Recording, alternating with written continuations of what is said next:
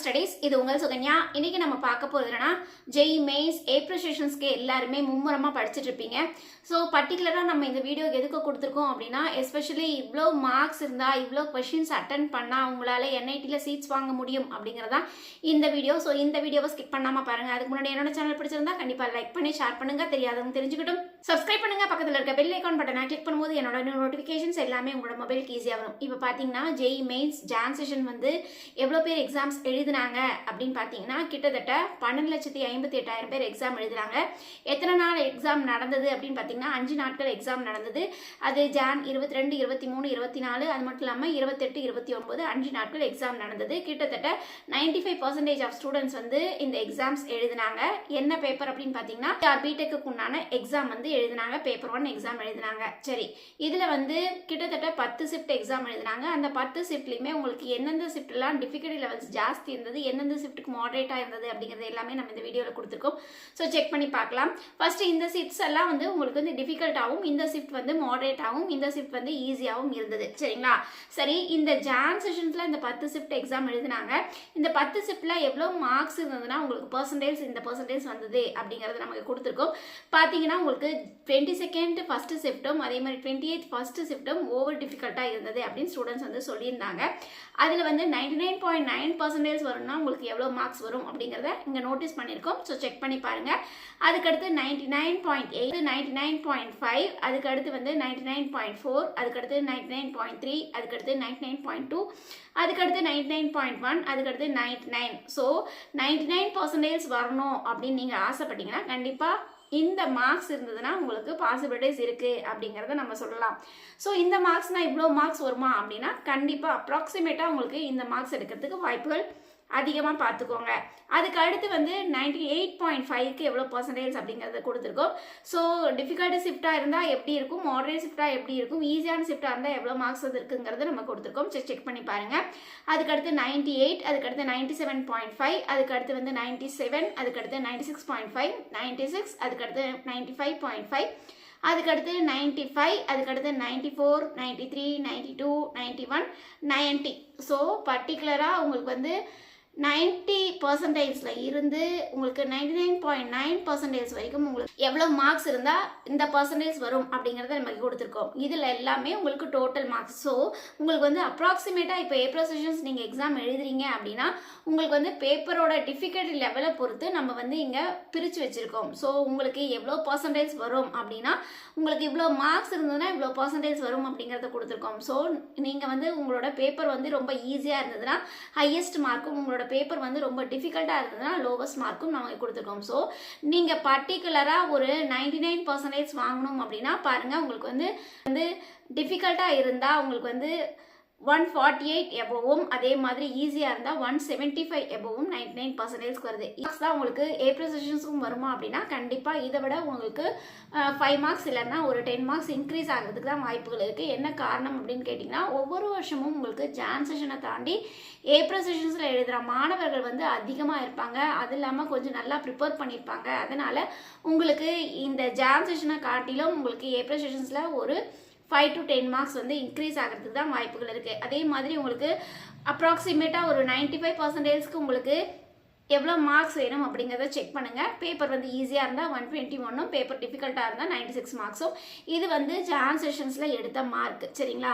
So இதை விட இன்னும் கொஞ்சம் பெட்டராக நீங்கள் பண்ணணும் அப்படின்னு ஆசைப்பட்டீங்கன்னா இந்த ரேஞ்சஸில் உங்களோட மார்க்ஸ் இருக்குது அப்படின்னா இந்த பர்சன்டேஜ் வரதுக்கு அதிகபட்சம் வாய்ப்புகள் இருக்குது அப்படிங்கிறத நமக்கு கொடுத்துரும். சரி, இது வந்து டோட்டல் மார்க்ஸ். இதில் வந்து நான் ஃபிசிக்ஸில் எவ்வளோ மார்க்ஸ் எடுக்கணும், கெமிஸ்ட்ரியில் எவ்வளோ மார்க்ஸ் எடுக்கணும், அது மட்டும் இல்லாமல் மேக்ஸில் எவ்வளோ மார்க்ஸ் எடுக்கணும் அப்படிங்கிறத நம்ம டீட்டெயில்டாக கொடுத்துருக்கோம். இதையும் தாண்டி நீங்கள் பார்க்குற புது நம்பராக இருந்தால் கீழே டிஸ்கிரிப்ஷன் பாக்ஸில் நம்ம ஒரு வாட்ஸ்அப் லிங்க் கொடுத்துருக்கோம். அது எதுக்கு அப்படின்னு பார்த்தீங்கன்னா இப்போ ஜெய் மெயின்ஸ் எக்ஸாம் எழுதுறீங்க, இல்லை ஜெய் அட்வான்ஸ் எக்ஸாம் எழுத போகிறீங்க, இல்லை அப்படிங்கிற பட்சத்தில் நீட் எக்ஸாம் எழுத போகிறீங்க, நான் செல்ஃபாக லேர்ன் பண்ணிகிட்டு இருக்கேன், எனக்கு இம்பார்ட்டன்ட் கொஷின்ஸ்லாம் வேணும், இல்லை இம்பார்ட்டன்ட் போர்ஷன்ஸ்லாம் வேணும், அதுக்கு உண்டானதே மெட்டீரியல்ஸ் வந்து எனக்கு கொடுங்க அப்படின்னா நம்ம ஃப்ரீயாக அந்த வாட்ஸ்அப் லிங்க்கில் நம்ம ஷேர் பண்ணிகிட்டு இருக்கோம். ஸோ கீழே டிஸ்கிரிப்ஷன் பாக்ஸில் இருக்குது லிங்க்கு. ஸோ கண்டிப்பாக ஜாயின் பண்ண மறந்துடாதீங்க. இந்த மாதிரி நிறைய அப்டேஷன்ஸ் உங்களுக்கு அந்த வாட்ஸ்அப் லிங்க்கில் ஷேர் ஆகும். சரிங்களா? சரி, இது வந்து டோட்டல் மார்க்ஸ் நம்ம பார்த்தாச்சு. எஸ்பெஷலி ஃபிசிக்ஸ்க்கு மட்டும் உங்களுக்கு எவ்வளோ மார்க்ஸ் வேணும் அப்படிங்கிறத எனக்கு கொடுத்துருக்கோம். பார்த்தீங்கன்னா உங்களுக்கு 10 ஷிஃப்ட் எக்ஸாம் எழுதினாங்க. அந்த 10 ஷிஃப்ட்லேயும் வந்து உங்களுக்கு 99% இருந்தால் உங்களுக்கு வந்து மேபி வந்து உங்களுக்கு வந்து எவ்வளோ மார்க்ஸ் வேணும் அப்படிங்கிறத நமக்கு கொடுத்துருக்கோம். ஸோ ஒவ்வொரு பர்சன்டேஜாக குறைச்சி 95%க்கு எவ்வளோ இருக்குது அப்படிங்கிறத கொடுத்துருக்கோம். ஸோ இதுலேருந்து இதுக்கு வந்து ஆவரேஜ் பார்த்தீங்க அப்படிங்கிற பட்சத்தில் கொஸ்டின் பேப்பர் டிஃபிகல்ட்டாக இருக்கட்டும் இல்லை வந்து ஈஸியாக இருக்கட்டும், இதோட ஆவரேஜ்னு பார்த்தீங்கன்னா உங்களுக்கு ஒரு 5 மார்க்ஸ் இன்க்ரீஸ் பண்ணிக்கலாம். இல்லை கொஸ்டின் பேப்பர் டிஃபிகல்ட்டாக இருக்குன்னா ஒரு 5 மார்க்ஸ் லெஸ் பண்ணிக்கலாம். ஸோ அதுதான் வந்து உங்களுக்கு மாட்ரேட்டாக இருக்கும். அதனால நம்ம ஆவரேஜ் பண்ணியிருக்கோம். ஆவரேஜ் பார்க்கும்போது இங்கே பார்த்தீங்கன்னா உங்களுக்கு தெரியும், இப்போ 99% வரணும் அப்படின்னா உங்களுக்கு 76 மார்க்ஸ் வந்து வேணும் ஆவரேஜாக. அதே மாதிரி 98.5னா உங்களுக்கு வந்து 72 மார்க்ஸ் வேணும். 98க்கு உங்களுக்கு 69 மார்க்ஸ், 97.5க்கு 66 மார்க்ஸ், 97க்கு 64, 96.5க்கு உங்களுக்கு வந்து 61 மார்க்ஸ். ஸோ நீங்கள் பார்த்தீங்கன்னா இது வந்து ஆவரேஜ். இந்த ஆவரேஜ் மார்க்ஸ் இருந்ததுனாவே ஃபிசிக்ஸில் இந்த பர்சன்டேஜ் வரதுக்கு அதிகபட்சம் வாய்ப்புகள் இருக்குது அப்படிங்கிறது கொடுத்துருக்கோம். சரி, இந்த ஆவரேஜ் மார்க்ஸ் வேணும் அப்படின்னா நம்ம எவ்வளோ கொஷின்ஸ் வந்து ஃபிசிக்ஸில் எழுதினோம்னா நமக்கு இந்த பர்சன்டேஜ் வரதுக்கு வாய்ப்புகள் இருக்குது. அடுத்த கொஷின்ஸ் நீங்கள் கேட்கலாம்ல. ஸோ பாருங்கள், உங்களுக்கு வந்து பாருங்கள், இப்போ வந்து 19 கொஷின்ஸ் நீங்கள் எழுதியிருக்கீங்க ஃபிசிக்ஸில் அப்படின்னா உங்களுக்கு வந்து 99% 100% வரதுக்கு வாய்ப்புகள் இருக்குது. அதே மாதிரி உங்களுக்கு வந்து 18 கொஷின்ஸ் எழுதியிருக்கீங்கன்னா 98.5%, அதே மாதிரி 17 கொஷின்ஸ் எழுதியிருக்கீங்கன்னா 98%, அதே மாதிரி உங்களுக்கு 14 கொஷின்ஸ் எழுதியிருக்கீங்க அப்படின்னா உங்களுக்கு வந்து 95 மார்க்ஸும் உங்களுக்கு வருது. ஸோ இதுலேருந்து நம்ம சொல்ல வேண்டியது என்ன அப்படின்னு பார்த்தீங்கன்னா, மேபி ஒரு கொஷின்ஸ் வந்து நீங்கள் தவறுதலாக எழுதினீங்கன்னா கூட உங்களோட பர்சன்டேஜ் எவ்வளோ வேரி ஆகுது அப்படிங்கிறத பார்த்துக்கோங்க. அதே மாதிரி ஒரு கொஷின்ஸ் வந்து நீங்கள் ஹையராக எழுதிருக்கீங்கன்னா உங்களோட பர்சன்டேஜ் வந்து எவ்வளோ க்ரோனப் ஆகுது அப்படிங்கிறத பார்த்துக்கோங்க. ஸோ நம்ம ஒரு கொஷின் எழுதுகிறோம், தப்பாக எழுதுகிறோம், கரெக்டாக எழுதுகிறோங்கிறது மேட்ரு இல்லை. மேட்ரு என்னன்னா கரெக்டாக ப்ராப்பராக அந்த கொஷின்ஸை உங்களுக்கு தெரிஞ்ச ஆன்சர் மட்டும் எழுதி நல்லா ப்ராப்பராக கரெக்டான ஆன்சர் எழுதினீங்க அப்படின்னா கண்டிப்பாக உங்களுக்கு வந்து இந்த மார்க்ஸ் வரத்துக்கு வாய்ப்புகள் இருக்குது அப்படிங்கிறது நம்ம சொல்லியிருக்கோம். ஸோ அப்ராக்சிமேட்டாக உங்களுக்கு ஒரு 95% வேணும் அப்படின்னா உங்களுக்கு வந்து ஒரு 14 கொஷின்ஸ் வந்து நீங்கள் எழுதினா போதும். அவுட் ஆஃப் எத்தனைக்கு 25க்கு நீங்கள் 14 கொஷின்ஸ் எழுதினாவே உங்களுக்கு 95% வரத்துக்கு வாய்ப்புகள் இருக்குது. சரிங்களா?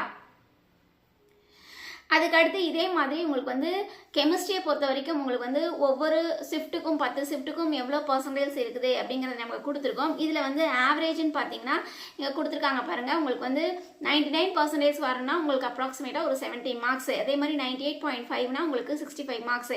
ஸோ இது வந்து ஒவ்வொரு வேரியேஷன்ஸ் பார்த்துக்கோங்க. இந்த பர்சன்டேஜ் வந்தால் இவ்வளோ ஆவரேஜ், இந்த ஆவரேஜ் இருந்ததுன்னா இவ்வளோ மார்க்ஸ் இருந்ததுன்னா கண்டிப்பாக உங்களுக்கு இந்த பர்சன்டேஜ் வரதுக்கு வாய்ப்புகள் இருக்குது. இதில் வந்து நம்ம முன்ன சொன்ன மாதிரி கொஷின் பேப்பரோட டிஃபிகல்ட்டி லெவல்ஸும் நம்ம பார்க்கணும். கொஷின் பேப்பரோட டிஃபிகல்ட்டி லெவல்ஸ் ரொம்ப ஜாஸ்தி இருக்குது அப்படின்னா உங்களோட மார்க்ஸ் கொஞ்சம் குறையும். அதே ஈஸியாக இருக்குது அப்படின்னா உங்களோட மார்க்ஸ் கொஞ்சம் அதிகமாகும். சரிங்களா? நம்ம வந்து ஆவரேஜ் எடுத்தாச்சு. இதில் வந்து கெமிஸ்ட்ரியில் நான் எத்தனை கொஷின்ஸ் எழுதுனா இந்த பர்சன்டேஜ் வரும் அடுத்த கொஷின்ஸ் அதுக்கு பார்த்தீங்கன்னா நம்ம இங்கே கொடுத்துருக்கோம். ஸோ 99% வரணும் அப்படின்னா நீங்கள் 18 கொஷின்ஸ் வந்து 25க்கு நீங்கள் எழுதிருக்கீங்க அப்படின்னா கண்டிப்பாக உங்களுக்கு 99% வரும் கரெக்டாக எழுதியிருந்தீங்கன்னா. அதே மாதிரி உங்களுக்கு 12 to 13 கொஷின்ஸ் நீங்கள் எழுதிருக்கீங்கன்னா அப்ராக்சிமேட்டாக 95.5% வரதுக்கு வாய்ப்புகள் இருக்குது. சரிங்களா? ஸோ எழுதினா மட்டும் பத்தாதுங்க, அது கரெக்டாக இருக்கணும், அதையும் நோட்டீஸ் பண்ணிக்கோங்க. ஸோ 13 கொஷின்ஸ் கரெக்டாக இருக்குது அப்படின்னா உங்களுக்கு 95.5% வரதுக்கு வாய்ப்புகள் இருக்குது. அதுக்கடுத்து வந்து இது கெமிஸ்ட்ரி பார்த்துட்டோம். இதுக்கு அடுத்தது வந்து மேக்ஸை பொறுத்த வரைக்கும் உங்களுக்கு வந்து இந்த ஷிஃப்ட்டுக்கு இந்த மார்க்ஸ் எடுத்தால் இவ்வளோ பர்சன்டேஜ் அப்படின்னு கொடுத்துருக்கோம். சரி, இதுக்கு ஆவரேஜ்னு பார்த்தீங்கன்னா உங்களுக்கு பாருங்கள், ஆவரேஜும் நம்ம கொடுத்துருக்கோம். இந்த ஆவரேஜ் மார்க்ஸ் இதை எடுத்திருந்தா உங்களுக்கு இவ்வளோ பர்சன்டேஜ் வரும். அப்போது நீங்கள் வந்து ஒரு 99% வரணும் அப்படின்னா மேபி வந்து நீங்கள் ஒரு 46 மார்க்ஸ் எடுத்திருந்தாவே உங்களுக்கு வந்து 99% வரதுக்கு வாய்ப்புகள் அதிகம் இருக்குது. அப்போது எத்தனை கொஷின்ஸ் வந்து நம்ம அட்டன் பண்ணோம்னா பாருங்கள், 99%க்கு உங்களுக்கு 12 கொஷின்ஸ் வந்து நீங்கள் அட்டன் பண்ணாவே போதும். அதே மாதிரி உங்களுக்கு ஒரு 96% வேணும் அப்படின்னா 7 கொஸ்டின்ஸ் அட்டன் பண்ணால் போதும். எத்தனைக்கு அப்படின்னு பார்த்தீங்கன்னா 25 கொஸ்டின்ஸ்க்கு நீங்கள் 7 கொஸ்டின்ஸ் அட்டன் பண்ணால் போதும். சரி, நம்ம வந்து இப்போ மேக்ஸ் தனியாக, ஃபிசிக்ஸ் தனியாக, கெமிஸ்ட்ரி தனியாக, தனித்தனியாக பார்த்துருக்கோம். டோட்டலாக நம்ம வந்து மேக்ஸ், ஃபிசிக்ஸ், கெமிஸ்ட்ரியில் எவ்வளோ கொஷின்ஸ் நம்ம அட்டன் பண்ணோம் அவுட் ஆஃப் 75க்கு அப்படிங்கிறத நம்ம பார்த்துடலாம். பார்த்தீங்கன்னா உங்களுக்கு வந்து பாருங்கள், உங்களுக்கு வந்து 99%க்கு உங்களுக்கு எவ்வளோ வரணும் அப்படிங்கிறத நம்ம கொடுத்துருக்கோம். பாருங்கள், உங்களுக்கு ஃபிசிக்ஸில் வந்து 19 கொஷின்ஸ், கெமிஸ்ட்ரியில் 18 கொஷின்ஸ், மேக்ஸில் 12 கொஸ்டின், டோட்டலாக 49 கொஷின்ஸ் அவுட் ஆஃப் 75க்கு நீங்கள் அட்டன் பண்ணியிருந்தாவே 99% கேரண்டியாக வரதுக்கு வாய்ப்புகள் இருக்குது. அப்படின்னு பார்க்கும் பொழுது நீங்கள் ப்ராப்பராக இந்த ஜெய் மெயின்ஸ் எக்ஸாம் எழுதுங்க. இதுலேயும் நம்மளோட வீடியோஸ் அடுத்தடுத்த வீடியோஸ் என்னென்னா இம்பார்ட்டன்ட் போர்ஷன்ஸ்லாம் என்ன அப்படிங்கிறது நம்ம நெக்ஸ்ட் வீடியோஸில் நம்ம கொடுக்க போகிறோம். ஸோ கண்டிப்பாக நம்மளோட சேனலை சப்ஸ்கிரைப் பண்ணிக்கோங்க. இதையும் தாண்டி கீழே டிஸ்கிரிப்ஷன் பாக்ஸில் வாட்ஸ்அப் லிங்க் இருக்குது, அதில் ஜாயின் பண்ண மறந்துடாதீங்க. நிறைய போர்ஷன்ஸ், நிறைய இம்பார்ட்டன்ட் கொஷின்ஸ் எல்லாமே நம்ம இந்த வாட்ஸ்அப் லிங்க்கில் நம்ம ஷேர் பண்ணுவோம். ஸோ மிஸ் பண்ணாமல் பார்க்கறதுக்கு உங்களுக்கு யூஸ்ஃபுல்லாக இருக்கும். ஸோ இப்படின்னு பார்க்கும் பொழுது உங்களுக்கு வந்து பாருங்கள் 99%க்கே 49 கொஷின்ஸ் எழுதினா போதும். அதே மாதிரி உங்களுக்கு 96%க்கு உங்களுக்கு 35 கொஷின்ஸ் எழுதினாவே போதும் அவுட் ஆஃப் 75க்கு. ஸோ எல்லாருமே நினச்சிட்டு இருப்பாங்க, ஐயோ ஜெய் மெயின்ஸ்னால் உங்களுக்கு வந்து ரொம்ப டஃப்பான பேப்பர், ரொம்ப கஷ்டமாக இருக்கும் அப்படின்னு. பட் வந்து கரெக்டாக ப்ராப்பராக என்னென்ன இம்பார்ட்டன்ட் போர்ஷன்ஸோ அந்த போர்ஷனை மட்டும் நல்லா தரவாக பண்ணுங்கள். அந்த தரவாக பண்ணிவிட்டு அந்தந்த கொஷின்ஸை மட்டும் கரெக்டாக எழுதுங்க. கரெக்டாக எழுதுனீங்கனாவே உங்களுக்கு நல்ல பர்சன்டேஜ் வரும். நல்ல பர்சன்டேஜ் வந்தாவே கண்டிப்பாக உங்களுக்கு என்ஐடிஸில் சீட்ஸ் கிடைக்கும். சரிங்களா? ஸோ இதை தான் நம்ம இந்த வீடியோவில் சொல்ல வந்தோம். இதையும் தாண்டி உங்களுக்கு மேக்ஸ் தனியாக, ஃபிசிக்ஸ் தனியாக, கெமிஸ்ட்ரி தனியாக, இம்பார்ட்டன்ட் போர்ஷன்ஸ் என்ன இருக்குது அப்படிங்கிறது எல்லாமே உங்களுக்கு வேணும் அப்படின்னா லைக் பண்ணுங்கள். நம்ம அடுத்தடுத்த வீடியோஸ் நம்ம உங்களுக்கு கொடுக்கலாம். ஓகே ஃப்ரெண்ட்ஸ், இந்த வீடியோ உங்களுக்கு பிடிச்சிருக்கும்னு நினைக்கிறேன். பிடிச்சிருந்தா லைக் பண்ணுங்கள், ஷேர் பண்ணுங்கள், தெரியாதவங்க தெரிஞ்சுக்கிட்டும் சப்ஸ்கிரைப் பண்ணுங்கள். பக்கத்தில் இருக்க பெல் ஐகான் பட்டனை கிளிக் பண்ணும்போது என்னோட நியூ நோட்டிஃபிகேஷன்ஸ் எல்லாமே உங்களோட மொபைலுக்கு ஈஸியாக வரும். தேங்க்யூ ஃபார் வாட்சிங். பாய்.